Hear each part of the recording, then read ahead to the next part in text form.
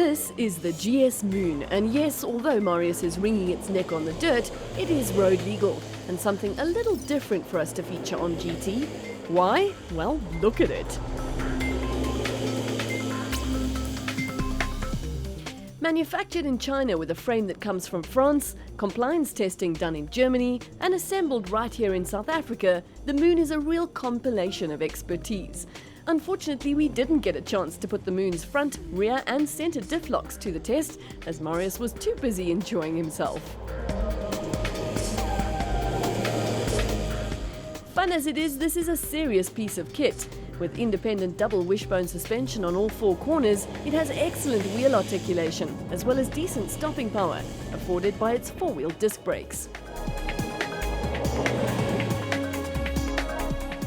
Imported by Executive Toys, the GS Moon was homologated in early 2012 and joins a family of adventure vehicles distributed by the company.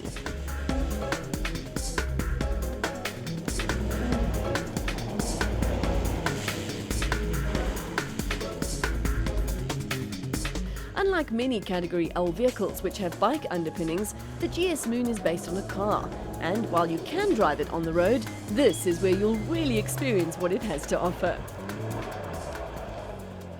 When you've got 39 kilowatts and 70 newton meters of torque with an 800cc engine, it hardly equates to much fun.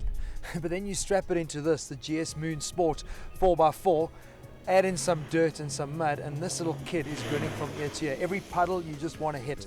What a fantastic little runabout, I guess. I haven't had this much fun in ages. Obviously available now in South Africa, running with an 800cc Cherry engine, I was saying. For me, from a looks perspective, it looks really quirky and funky.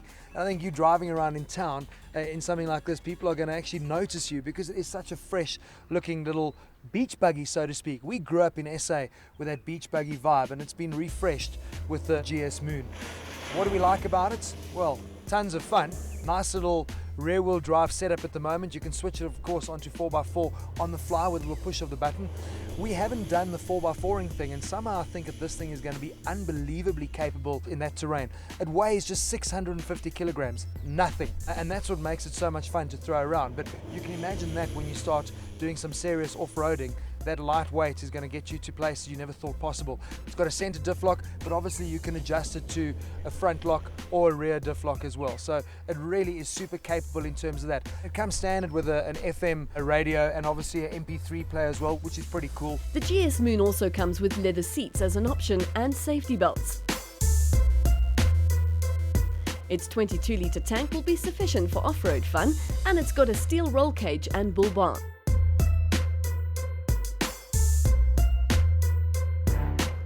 There's also a canvas roof available for those who want to get less dusty.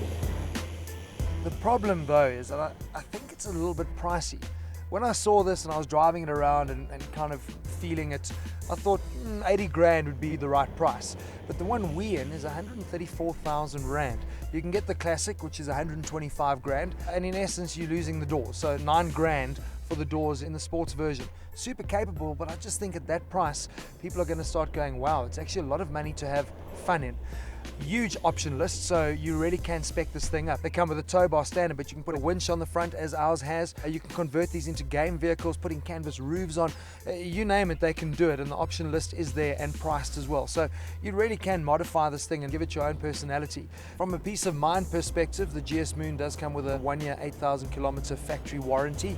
From a servicing point of view, if you're doing what we've been doing today, burning it up in the dust, the air filter's got to be changed every 1,000 kilometers, and you need to service it every 2,500 or 6 months. But if they reckon you're spending more time driving decently, you are right, on the roads, that interval pushes up to 5,000 kilometers and your air filter on 2.5. It's just quite clunky when you drive in terms of the gears. You kind of hope that this thing is going to be able to handle all the forces that you're putting it through, because you literally do want to go anywhere and everywhere. I just hope it's going to hold out. But that price for me is just the real issue. 80,000 rand feels right. 134,000, wow, it's an expensive toy to be getting dirty and having fun in. Oh yeah, cool thing, it's roadworthy.